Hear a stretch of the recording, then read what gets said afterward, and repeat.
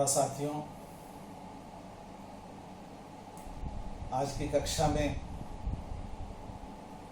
फासलों के दरमियान की क्लास में आप सबों का अभिनंदन है, खुश आमदीद है। हम लोग बहुत ही प्यारे देश में, बहुत ही खूबसूरत देश में रहते हैं और इस देश में निवास करने वाले तमाम लोगों को इस पर गर्व होना चाहिए। चलिए सबसे पहले अपने देश को, इसकी धरती को और अपनी मातृभूमि को नमन करते हुए इस कक्षा की शुरुआत करते हैं। इससे पहले अलंकार भाग 1 और भाग 2 में अलंकार क्या है, अलंकार कहते किसे हैं, अलंकार की परिभाषा क्या है और अलंकार के कितने भेद हैं, और हम लोगों ने अब तक भाग 1 और भाग 2 में अलंकार 4 अलंकारों का अध्ययन कर लिया है। आज हम लोग 2 अलंकारों का अध्ययन करेंगे और सेमेस्टर 3 के 7 पेपर में जो अलंकार काव्यशास्त्र में हमें पढ़ना है उसकी समाप्ति आज हो जाएगी। अलंकार 2 अलंकारों को पढ़ने के पहले पुनः एक बार थोड़ी सी चर्चा अलंकार के बारे में कर लेना मैं बेहतर समझता हूं। अलंकार का सामान्य अर्थ है आभूषण, गहना जेवर।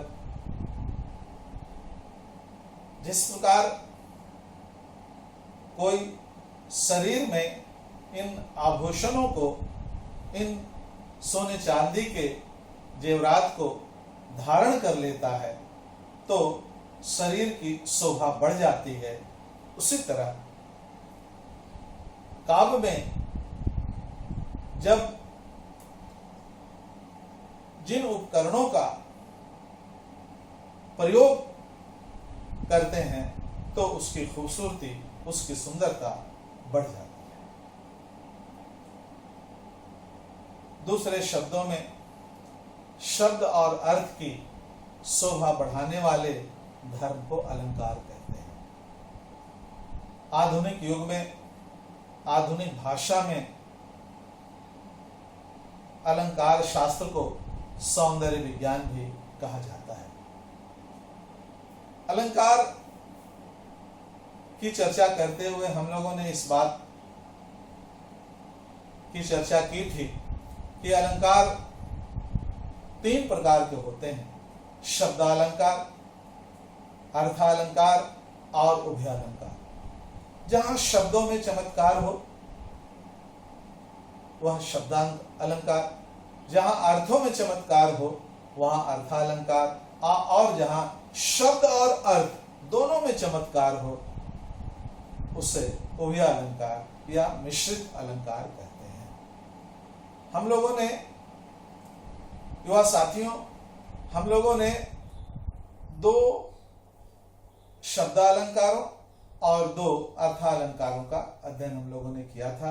आज पुनः एक बार हम लोग 2 अर्थालंकारों का अध्ययन करेंगे। एक है उत्प्रेक्षा अलंकार और दूसरा है अतिशयोक्ति अलंकार। सबसे पहले हम लोग उत्प्रेक्षा अलंकार को पढ़ेंगे कि उत्प्रेक्षा अलंकार कहते का किसे है।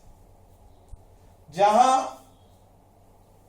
उत्प्रेक्षा अलंकार की परिभाषा क्या है, उत्प्रेक्षा अलंकार का लक्षण क्या है, जहां उपमेय की उपमान रूप में संभावना की जाए, जहां उपमेय की उपमान रूप में संभावना की जाए वहां उत्प्रेक्षा अलंकार होता है।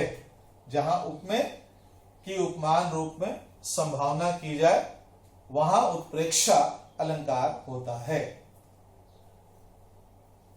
आइए अब हम लोग तुलनात्मक दृष्टि से विचार करेंगे और इसे और स्पष्ट रूप से समझेंगे।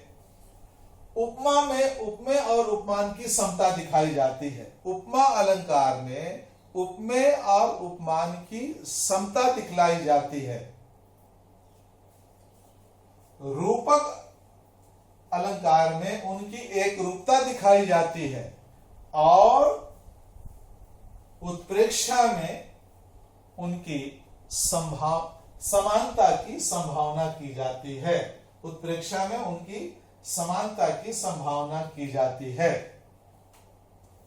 इसे थोड़ा और स्पष्ट रूप से हम लोग समझें तीनों को, उपमा, रूपक और उत्प्रेक्षा को। देखिए, जैसे चांद सा चेहरा, हम लोग कहते हैं कि चांद सा चेहरा उपमा अलंकार, चेहरा ही चांद है रूपक अलंकार, चेहरा मानो चांद है उत्प्रेक्षा अलंकार। अब देखिए पहला उदाहरण, चांद सा चेहरा। चेहरा कैसा है? हम लोगों ने पढ़ा था चांद के समान है, तो ये क्या हुआ? उपमा अलंकार हुआ। और चेहरा ही चांद है, माने दोनों में कोई भिन्नता नहीं है, कोई फर्क नहीं है, चेहरा ही चांद है, यह रूपक अलंकार है। और चेहरा मानो चांद है, हम यहां पर संभावना कर रहे हैं कि चेहरा मानो चांद है, यह उत्प्रेक्षा अलंकार है। आइए एक उदाहरण हम लोग देखें। उदाहरण, केशव का सिंह दहाड़ उठा। केशव का सिंह दहाड़ उठा, मानो पहाड़ चिंगाड़ उठा। अब देखिए इसका सामान्य अर्थ क्या है। केशव का सिंह दहाड़ उठा, केशव यानी श्री कृष्ण, सिंह के समान कृष्ण दहाड़ उठे और पहाड़ जो है चिंगाड़ उठा, इसका अर्थ यही है। लेकिन स्पष्टीकरण जब हम करेंगे तो यहां उत्प्रेक्षा अलंकार और स्पष्ट होगा। यहां सिंह के समान दहाड़ते कृष्ण में, यहां सिंह के समान दहाड़ते कृष्ण में, श्री कृष्ण में चिंगाड़ते हुए पहाड़ की संभावना की गई है, इसलिए यहां उत्प्रेक्षा अलंकार है। दूसरा अलंकार, अतिशयोक्ति अलंकार। अतिशयोक्ति, इसका संधि विच्छेद जब हम करेंगे, अतिशय जोड़ उक्ति बराबर अतिशयोक्ति। अतिशय माने बहुत ज्यादा, उक्ति यानी बात, किसी बात को बहुत बढ़ा चढ़ा करके कहना, अतिशयोक्ति अलंकार कहलाता है। अतिशय उक्ति, अतिशय माने बहुत ज्यादा, उक्ति माने बात, किसी बात को बहुत बढ़ा चढ़ा करके प्रस्तुत करना, कहना, यही अतिशयोक्ति अलंकार है। लेकिन यहां पर आप दूसरी तरह से इसे समझें। जहां किसी का वर्णन इतना बढ़ा चढ़ा कर किया जाए कि सीमा या मर्यादा का उल्लंघन हो जाए। अतिशयोक्ति अलंकार क्या है, इसका लक्षण क्या है, इसकी परिभाषा क्या है? जहां किसी का वर्णन इतना बढ़ा चढ़ा कर किया जाए कि सीमा या मर्यादा का उल्लंघन हो जाए, वहां अतिशयोक्ति होती है। अर्थात जहां उपमेय को छिपाकर केवल उपमान द्वारा उसका वर्णन किया जाए, वहां अतिशयोक्ति अलंकार होता है। जहां उपमेय को छिपाकर, यानी कि जिसका वर्णन हो रहा है, उपमेय माने जिसका वर्णन हो रहा है, किसका वर्णन हो रहा है? चेहरे का वर्णन हो रहा है, मुख का मान लो वर्णन हो रहा है, तो इसको छिपा देना है। और जहां उपमेय को छिपाकर केवल उपमान द्वारा, यानी चांद यानी उपमान, जिससे हम तुलना कर रहे हैं, किसका? चेहरे का, मुख का, उपमान द्वारा उसका वर्णन किया जाए, वहां अतिशयोक्ति अलंकार होता है। एक उदाहरण द्वारा इसे और हम लोग स्पष्ट रूप से समझें। उदाहरण एक है, बांधा था विधु को किसने, बांधा था विधु को किसने इन काली जंजीरों से, बांधा था विधु को किसने इन काली जंजीरों से। ये उदाहरण मैंने यहाँ पर लिखा है, विधु मतलब चांद और काली जंजीर। यहाँ पर विधु यानी चांद और काली जंजीर मतलब काली जंजीर। आप देखिए यहाँ पर ना तो चांद है ना ही जंजीर है। इसका सामान्य अर्थ क्या है, किसने विधु को, किसने बांधा था विधु को किसने इन काली जंजीरों से, किसने इस चांद को काली जंजीरों से बांध दिया था। यहां पर आप देखिए इसका दूसरा ही अर्थ है। यहां ना चांद है विधु है ना ही काली जंजीर है। यहां पर चांद को छिपा करके और काली जंजीरों को छिपा करके कुछ और वर्णन हो रहा है, माने उपमेय को छिपा दिया गया है और उपमान द्वारा अतिशयोक्ति का वर्णन हो रहा है। आप देखिए उपर्युक्त पंक्ति का शाब्दिक अर्थ है, इस चंद्रमा को काली जंजीरों से किसने बांधा था, लेकिन यहां ना चंद्रमा है और ना ही काली जंजीर।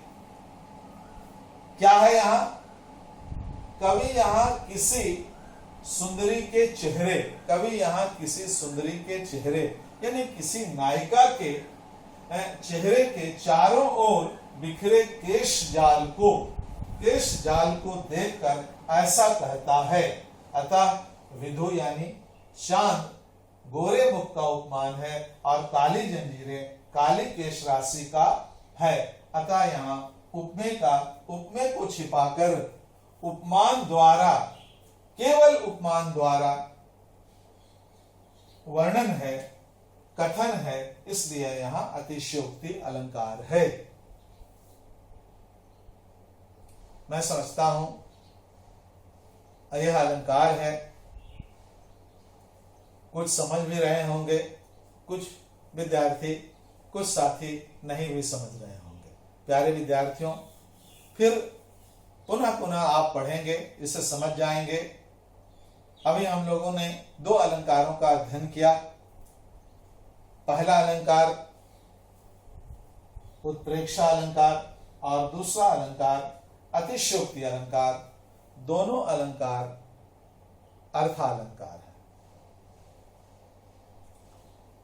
तो साथियों, अलंकार की कक्षा आज समाप्त होती है।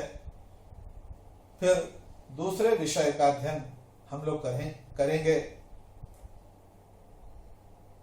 आज की कक्षा से मैं विदा लेता हूं। आप लोग स्वस्थ होंगे, सानंद होंगे, घर में रहिए, सुरक्षित रहिए, हिम्मत के साथ रहिए, निडर रहिए। इन्हीं शुभकामनाओं के साथ